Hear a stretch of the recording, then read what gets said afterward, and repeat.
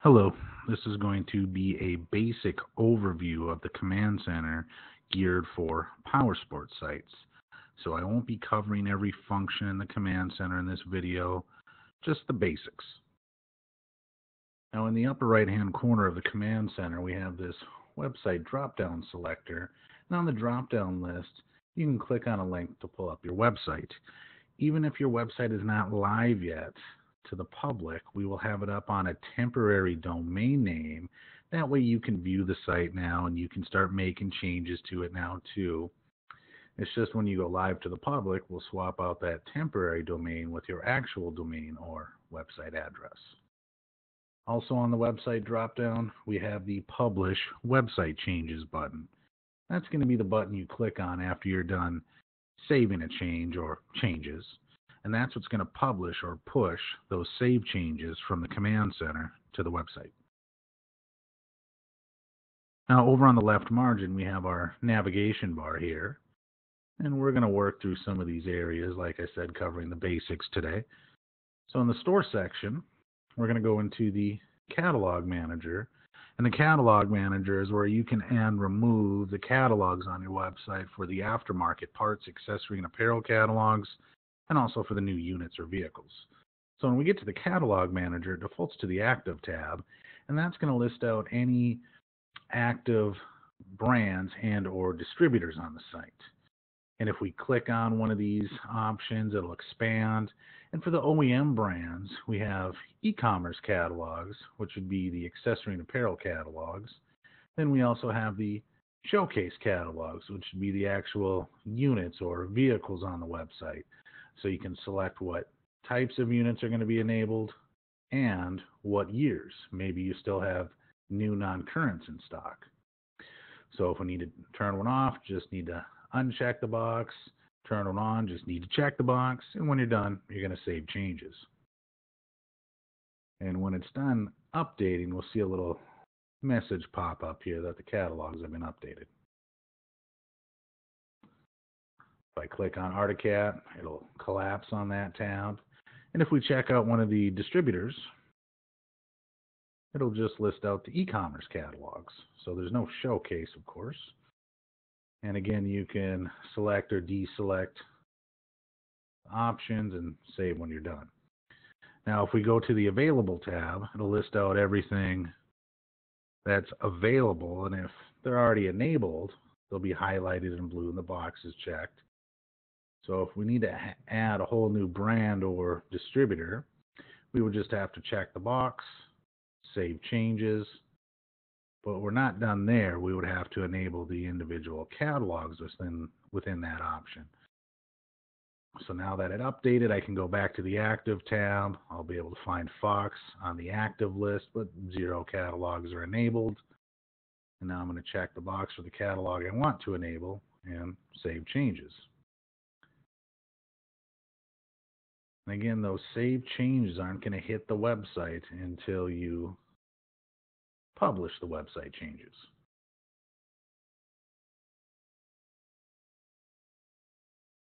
That's going to bring us to the product manager, and the product manager is what you use to search and pull up products that you want to manage.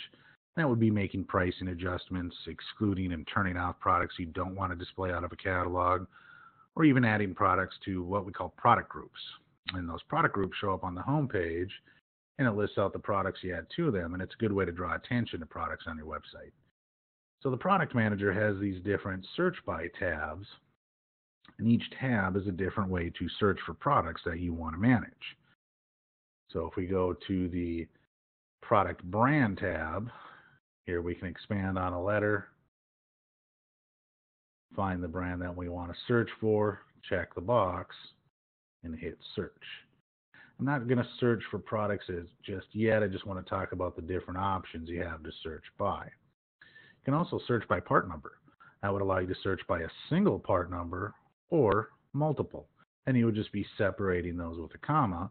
And when you hit search, you would just pull up those specific part numbers on the list. So that can be the fastest way to pull up one or a handful of products. That way you don't have to pull up a whole brand or a whole category or a whole catalog. Keywords allows you to search multiple ways. You could search for a single part number again, like the part numbers tab, or you could search for an individual product name, or even a brand name. And I could go and search off of ARI helmets from the drop-down palette. If we go to product categories, this will list out a bunch of categories for parts, accessories, and apparel. And we could search on a category like helmets. Or these blue arrows allow you to expand on option, get more specific, and maybe we want to pull up full-face helmets. And that would pull up full-face helmets out of all the catalogs that are enabled because we're just searching by category.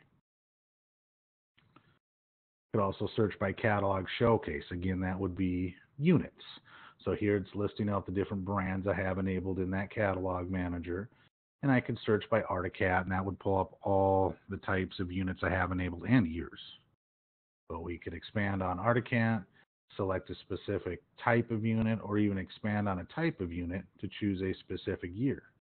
So now when I hit search, I'm just going to pull up the Articat 2013 ATVs. And with these new non-currents, if you have them enabled on your website, you may want to exclude some of them out of units you don't have in stock. So you can take units on the list here and mark them as selected. Could be one or multiple.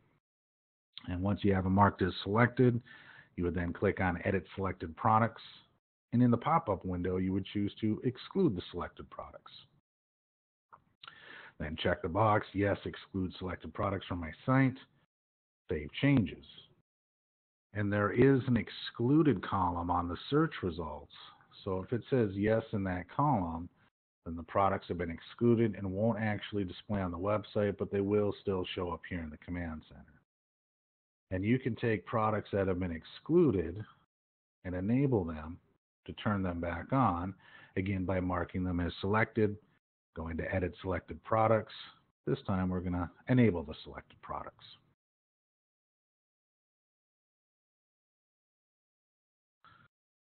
You may want to add your units to sales.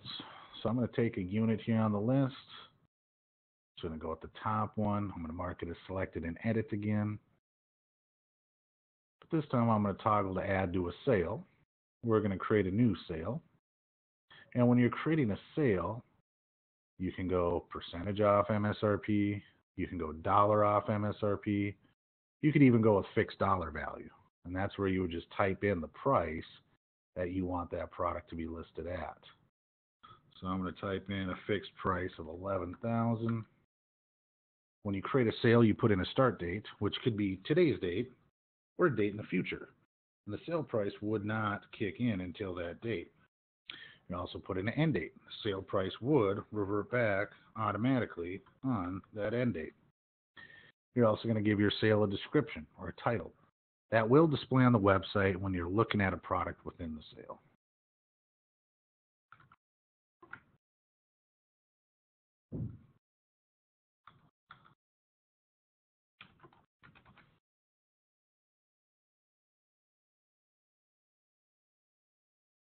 So we can see our items were added to a sale. And on the search results list here, we can see off to the right in the sale price column that our sale price is set, which is less than the MSRP. So now I'm going to take that unit I changed the price on and a handful of other units here.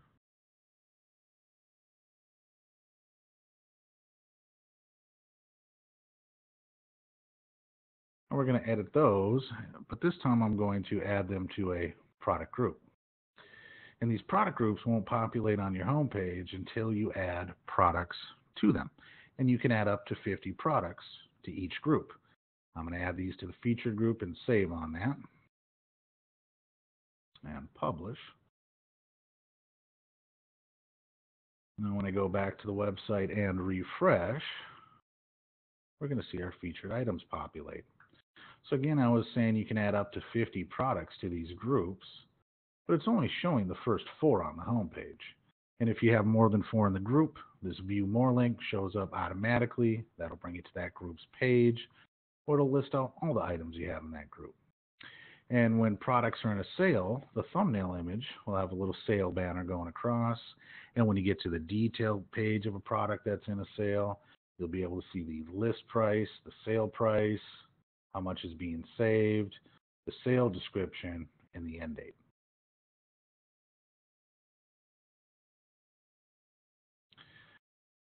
I'm going to hit the new search button here to bring you back to the main product manager screen. So again, we were just searching by catalog showcase, which is good for working with units.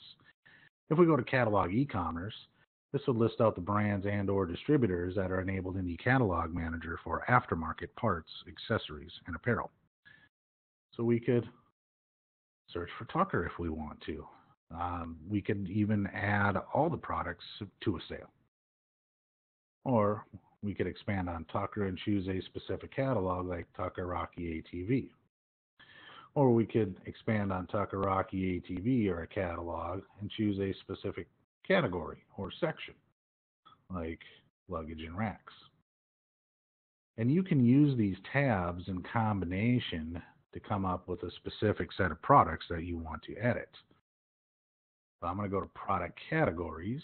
I'm going to expand on tires and wheels and check off tires as one filter to my search.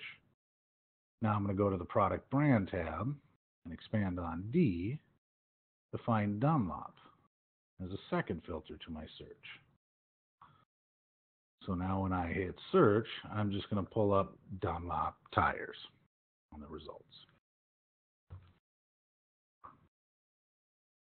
So I'm going to take all these products on the results and add them to a sale. So I'm going to check the very top selected box, which is going to select all.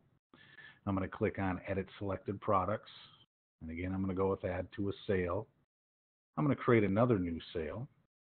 This time I'm going to go percentage off the MSRP, and I'm going to do a 15% discount. I'm also going to put in my date ranges.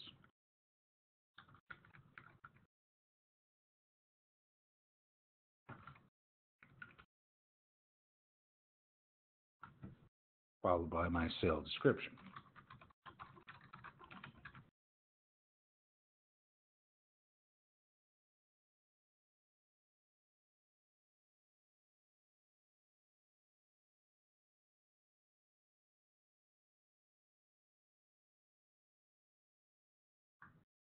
Now I'm going to take some of these items on the list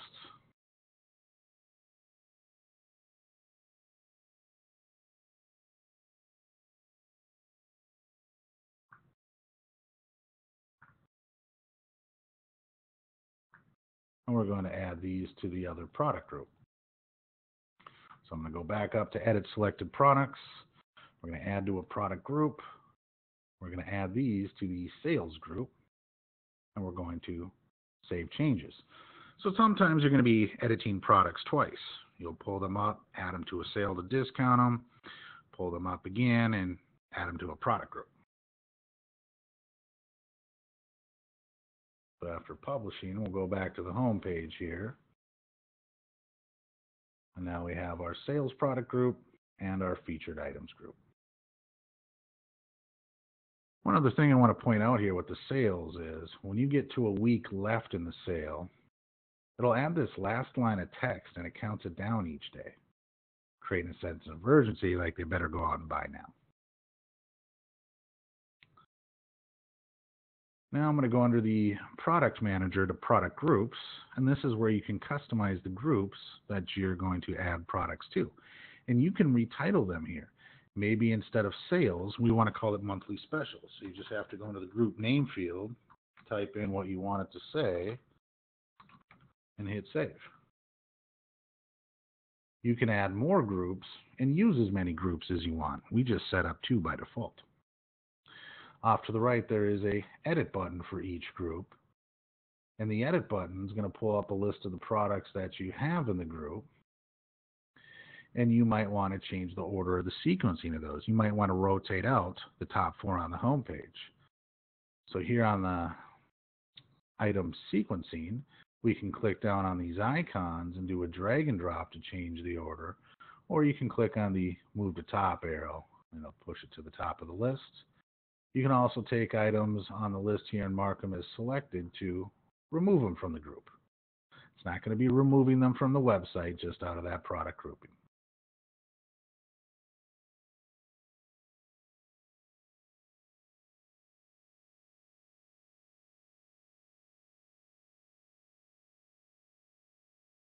All right, now I'm going to go under product groups to edit sales, and it'll list out your sales here. And if you hit the edit button for a sale, you can go in and edit the description or the dates. Maybe you want to extend that sale another week or month. But you can also delete sales, and it'll set any products in that sale back to the MSRP.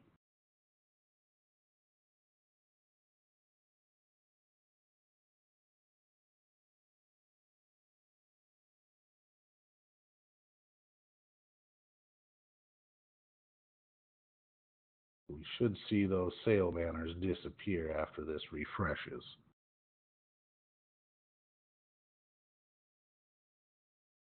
All right.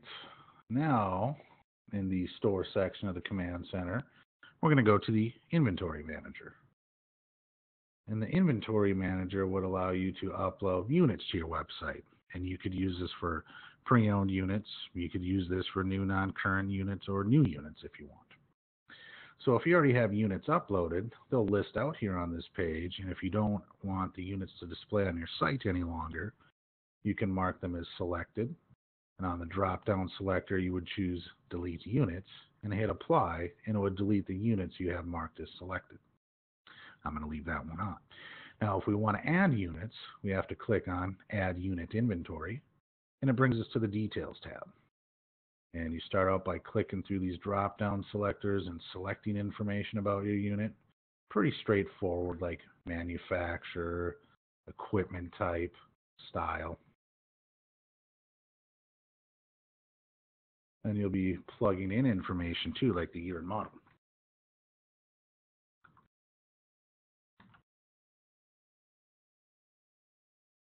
That brings us to the Link To option here. If the unit you're uploading is on this Link To list, that means we have it in our database. And by selecting it on the Link To list, it'll post the OEM overview and spec data that we have on file on the detail page for that unit. It'll also allow you to use our stock images that we have on file, but you could also upload your own images or use both. We'll get back to that in a minute. So then we have our stock number and VIN. Those are not required fields. Just the ones with an asterisk next to it are required. Then we have our title and condition options. Plug in our color and trim color if you like. Here's where you can set whether it's a new or used unit. Usage unit, depending on the type of unit where you're located, you'd be choosing hours, miles, or kilometers. Usage values, where you would type in how many. And then for price, if you don't want to post it, you could set it as call for price or make an offer. But if you want to post the price, you would choose web price and type it in. Some people will go in and update these to pending or sold before they delete them.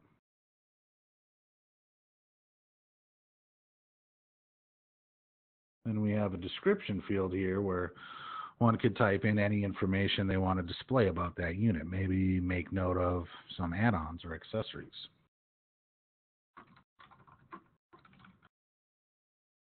Now, once you're done with the details, you would move on to Manage Images. Oops. And you can see here, it wants us to save before we move on. So we're going to hit that Save button. Now we'll move on to Manage Images. And if you did the Link To, you could go to Add Stock Images and select from one or multiple. I'm going to choose the red one there. Save. Then if you want to add your own photos, you would click on Add Custom Images, which will bring up the File browser. And I'm going to go from the Browse tab to the Upload tab and click on Select Files. And from there, you'd be able to browse and upload pictures off of your computer. Now, you could add multiple. I'm just going to upload one of mine. We can see it completed uploading. Now I'm going to go back to the Browse tab, select the image, and then click on Choose Selected Images. And you can even choose which image is going to be the primary. So I'm going to have that custom one be the primary. Save on that. Now I'm going to move on to Manage Video. I don't have a YouTube video for this unit, but if you have one, you can get the embed code, paste the embed code into that field, and it would place that embedded video on the detail page for that unit on the website.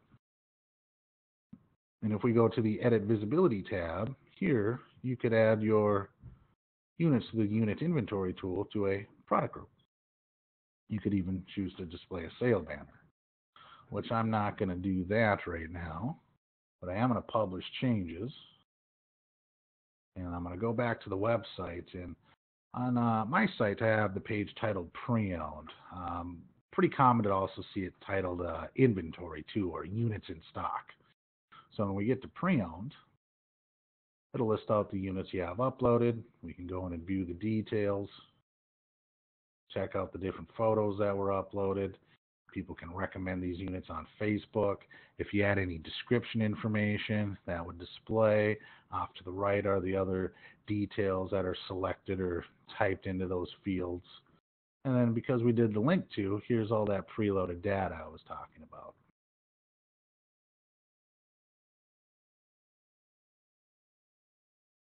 All right, so what I won't be getting into here today, which will be in a follow-up video, is the configuration.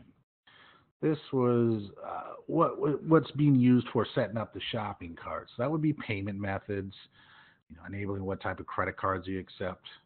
You could also integrate a PayPal account. You also have to set up delivery methods and shipping rates, sales tax rates. We're going to move on to the user section. In the user section, you can change the username and or password that you log in with. You also have the option to edit your login accounts for the command center. So you can add other accounts for other users. You could even edit the permissions on the accounts or control what people have access to with their account. So for example, maybe we don't want someone to go into the store section of the command center and edit catalogs, and we could highlight and remove that permission. So again, you can control what people have access to with their login accounts. That'll bring us into the site content section of the command center, where you can do a lot of your page editing.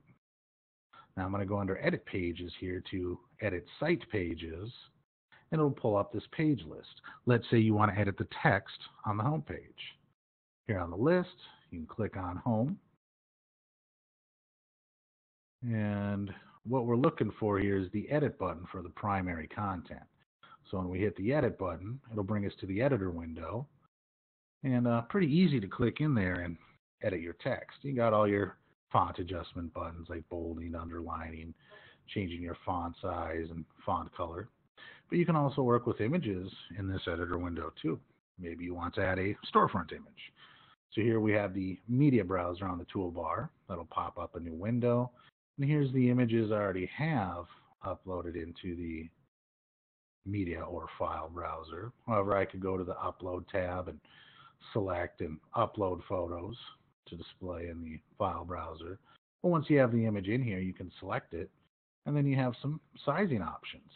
You could go with a recommended size, the original size it was uploaded off of your computer at, the small size, you have a thumbnail option, or you could even go with custom size and put in the dimensions. Now once you set your size, you'll click on Insert Selected. It'll drop that image into the editor window. And you also have your alignment buttons on the toolbar. Maybe you want that image to be centered on the page. And once you've inserted the image into the editor window, you can click on it. And at the bottom right corner, you can click down and do a drag and drop and resize it that way. Of course, you would save when you're done. However, I'm just going to back out. So you can go into this editor window, play around and just not save, while you're getting a feel for that. So again, I went under Edit Pages to edit site pages and found Home. But we could do the same thing for the company info page.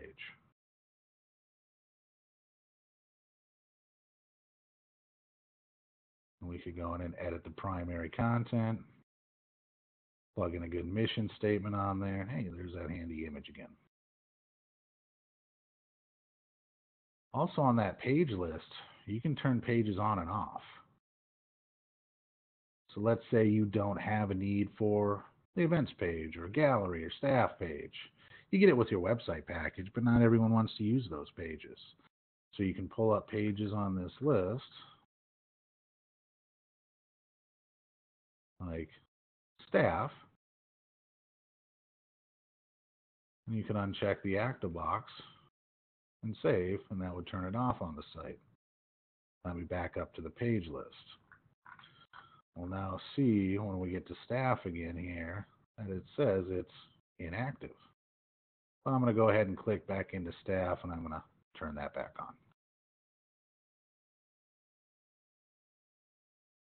Now I'm going to go to edit navigation, and that's going to pull up a list of what's in the primary navigation bar on the website, but also the drop down or child pages in the navigation bar. So you might want to add a page to the main navigation bar. You might want to change the order or the sequencing of these pages going across. You could retitle these. Maybe you want to call it in stock units instead of pre-owned, because you're going to have pre-owned units and new non-currents. So again, you can change the order, add pages to it, remove pages from it, retitle pages. You can also edit the drop-down or child pages. Maybe you want the page to show up under home as a drop-down or child page rather than company info.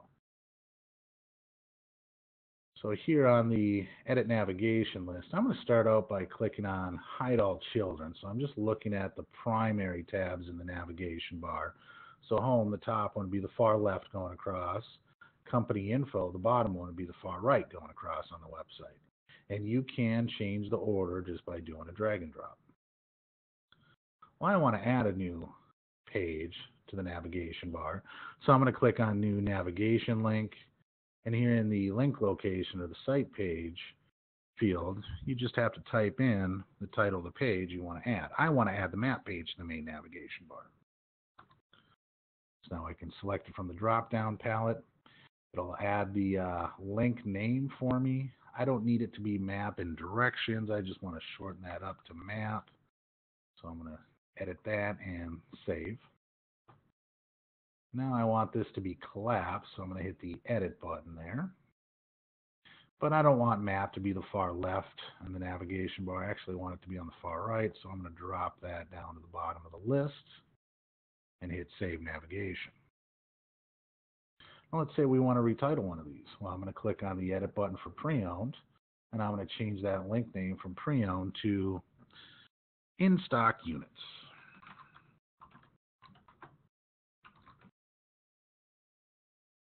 And we'll save on that. Now I'm going to show the children for company info. And I can change the order of those as well just by doing a drag and drop. But I don't want links list to show up under company info any longer. I want it to show up under home. So I'm going to hit the X off to the right for links list and hit delete. It's not actually deleting the page though. It's just removing it from the navigation. Now I'm going to go up to home and click on the plus child link button and type in the title of the page. And instead of links list, I'm going to go with recommended links.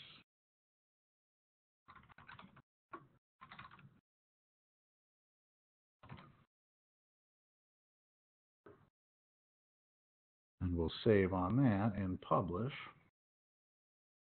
And we should see a few adjustments here on the navigation bar after refreshing. So now we've got map up there. Links list is no longer under company info. It is now under home as recommended links. And instead of pre-owned, we have it now titled as in-stock units. Now in the site content section, I'm going to go under structured content. And there's a few pages here you can update on your website. It just uses a structured approach, meaning you just have to plug in the details and it'll structure it for you into a coupon or put the information in its place on the links page, staff, galleries, and events pages. So if we go to coupons, you just have to hit the edit button off to the right. And I've already got a coupon in here. It lists them out, and you can turn the coupons on and off with the active box. There's an edit button off to the right to change the details. There's also a delete button to get rid of it. And if you need to add other coupons, you would have to click on Add Item. You would check the enabled box, put in your title, your exemptions, like must present coupon in store, not valid with any other offers. Then you would put in your description or details. You could also add an expiration date. You don't have to, but if you do, the coupon would turn off automatically on that date. And then you would save and publish. And it's going to structure that into a coupon for you. And each coupon will have a printer icon built into it. That pops up a printable version in a new window. And it's going to add your company name to it as well. Also have the links page under structured content. So it's a page of recommended links to other websites. So sometimes people put links to the social media sites on there, links to charities they support, maybe a link to a local riding club or hog chapter. So same process as coupons. You'd hit the edit button off to the right. You would click on add item, enable it, put in the title, put in the website address or link location, description, that is not required. But again, you would save, and on the links page, when you click on the address, it'll pop it up in its own new tab or window. That way the end user isn't completely pulled away from your site. They close out that link, they're back to your site. You also have the staff page under structured content. Same process. You'd be able to go in and edit, click on add item, enable it, put in their name, title or position, a little bio or description about the person. You could even add their photo. You do not have to. But if you are, you just browse and upload off your computer. And with this one, you don't have to size it. It'll size it for you, and it's meant to be a headshot. So on the staff page, they'll have their photos off to the right. Details will be on the left. Now we're going to go to galleries under structured content. I already have a group set up here called Winter. Think of a group as an album. So I'm going to add another group, and I'm going to enable that group, and I'm going to title it Customer Pictures. So you can have as many groups or albums as you want. I'm going to save the group. Now I just have to add photos to it by clicking on Add Item. And here we have our file browser again. So I'm going to select that photo to add and a few others here. I'm going to hit Choose Selected Images. If I wanted to, I could go in and edit and change the title or add a description.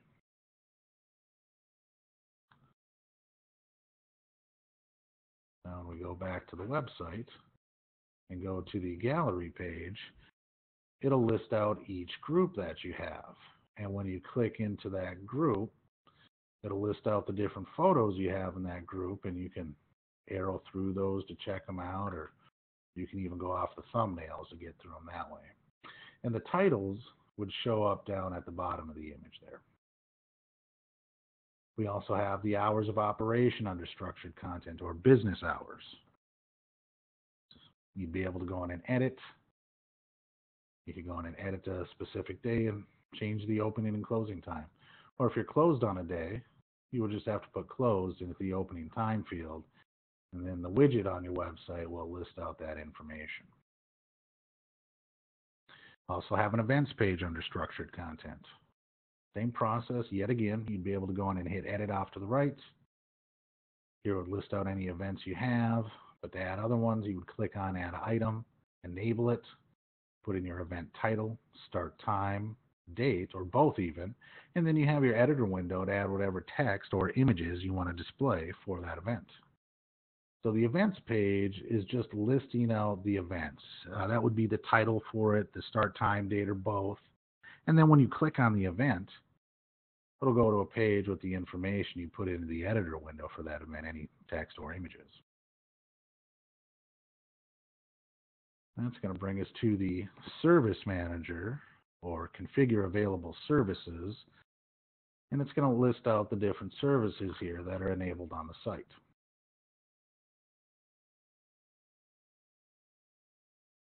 So service needs to be removed. You just have to click on the X in the upper right hand corner there. It'll remove it. It doesn't delete it. It actually goes back to our preloaded list. And when you click on Add Preloaded Services, it'll list out the different options that we have. All you have to do is check the box and add selected. you may want to edit the information on a specific service page.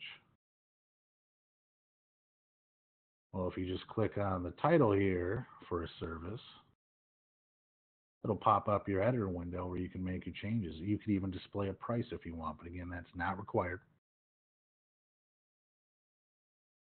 That's going to bring us to the configuration or the location information. And it defaults to the Details tab, which will have your company name, street address, phone numbers that display in a couple areas on the website. If we go to the Sales and Lead Management tab, this is where you would plug in what email address you want the notifications to go to when the orders are placed and when the forms are filled out on the website, like contact, quote requests, and finance forms. So you have to have a primary email in here for each one, and you can only have one in the primary field. But you can add other emails to the CC or the carbon copy field, and you can put multiple emails in there. You would just have to separate them with a semicolon. So you could have those notifications going to one or multiple email addresses and delegate them out to different departments or emails if need be for follow-up. And now we're going to jump into the leads and orders section. So when people fill out those forms or leads like contact, quote request, and finance forms, you'll get an email notification. But in addition to that email notification, those leads show up here in the lead section. And we're going to go into quote requests. And I'll list them out here with just the basic details. And off to the right, there's a view and print button. The view button will pull up the details. So here you can see what unit was being looked at. With this example, people could put in their purchase time frame when filling out a quote request form and change that from immediate to a week to a month and so on. Contact info, of course, will be on there. People could even tell you how they found your website when they're filling out the forms. And there's options like search engines, radio ad, TV ad, word of mouth, billboard ad. And if any comments or messages were entered into the form when being submitted, you would see that display as well. And you can change the status on these leads. They show up under a status of new by default, but you could change that to in progress. You could add yourself reminder notes on what you did or need to do for follow-up, save it, change it to complete when you're done. And that'll bring us into the promotions section of the command center, and we have custom promotions. This is where you could create discount codes that you would market out to your customers. They would type in the code at checkout, and it would take the discount you apply to that code off of their subtotal at checkout. So if we click on Add Subtotal Promotion, you'd give your promotion a name. You would set up the code. Could be numbers, letters, or a combination of both. You would set your minimum order amount.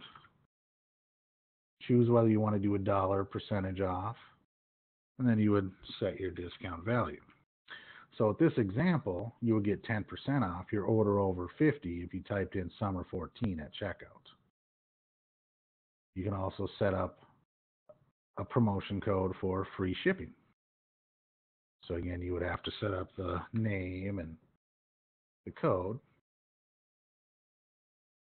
Maybe you want to do free shipping on orders over $100. So you'd set that minimum order amount. You could do free shipping or flat rate shipping. And then here I'm going to choose ground residential as one of my shipping options that are set up. That'll bring us to factory promotions. And there's a factory promotions page on your website.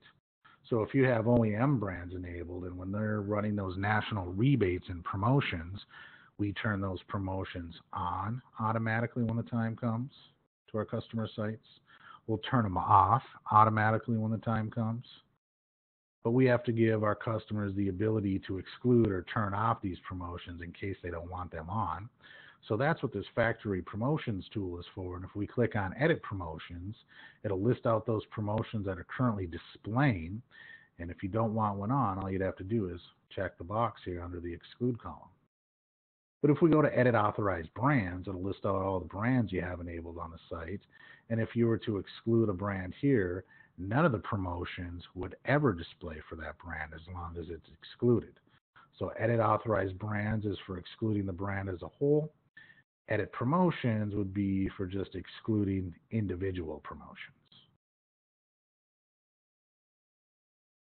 That's going to bring us to the Surf Watcher, which is a reporting tool, and it defaults to the month to date, but you can easily change that to the week to date, year to date. You could put in your own date range.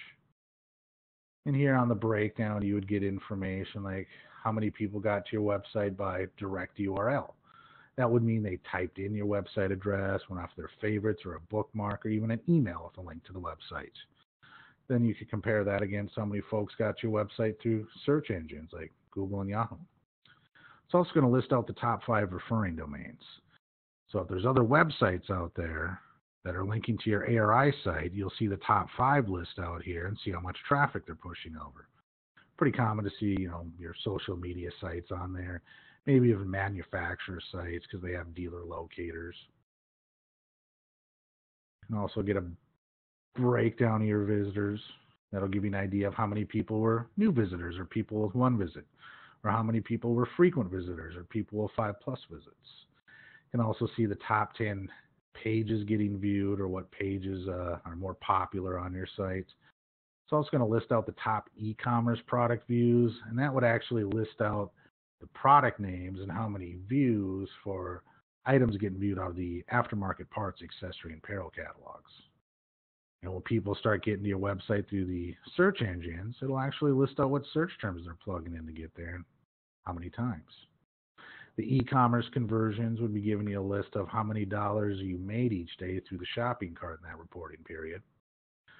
The conversion funnel will give you some neat stats like percentage of visits to orders, average revenue per visit. So the Surf Watcher is a pretty handy reporting tool that you have here in the command center. The sitemap, this is listing out all the functions of the command center on one page. So you can get to the functions this way. We could go back into the catalog manager, the product manager, updates, the coupons page. The help documentation tab would allow you to search for help documents, or you could even browse by topic. And that dashboard tab up at the top, that's just always bringing you back to the main page you see when you first log in.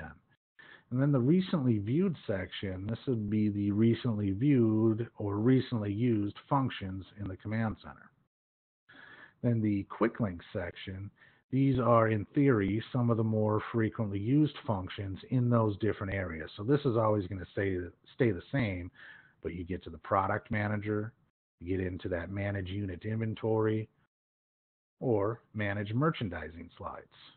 And when you get into manage merchandising slides, it'll pull up the offer queue, and the offer queue is listing out the 3 slides that are currently scrolling through on the home page. And you can have more than 3 slides scrolling through there. Really, you could have as many as you want, but you want to find a happy medium. I find that most sites have around 3 to 8 going through there. So if you don't want to slide on, all you'd have to do is uncheck the box, hit save, and it would remove it. If you want to add other slides, you could click on pre-designed offer, and it defaults to the brand tab. So we could click into one of these categories, and it'll list out all the different slides or options that we have. There's quite a few to choose from, just in ArtiCAD alone.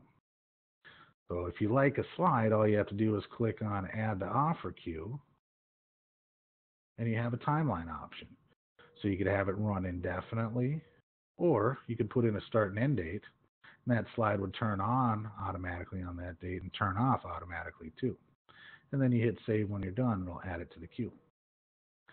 If we go to the Offer Groups tab, it'll list out some brand categories on here as well, but also categories for holidays and a bunch of other fun stuff too.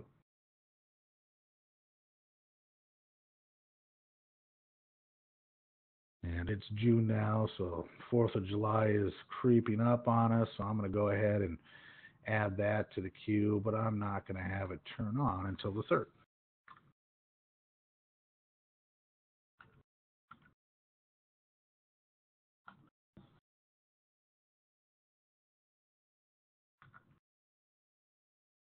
And we'll save that. So now when looking at the queue, we can see which slides are active and currently displaying on the site after publishing. But we can also see what slides are scheduled to start and when. So I have customers that will go in here and set up their slides for the next quarter. They're doing all the work at once, and those slides are turning on and off as time goes on automatically. So that's what I would call my basic overview for the command center. If you have any questions, feel free to call into our technical product support team, which you can find on the main page of the command center.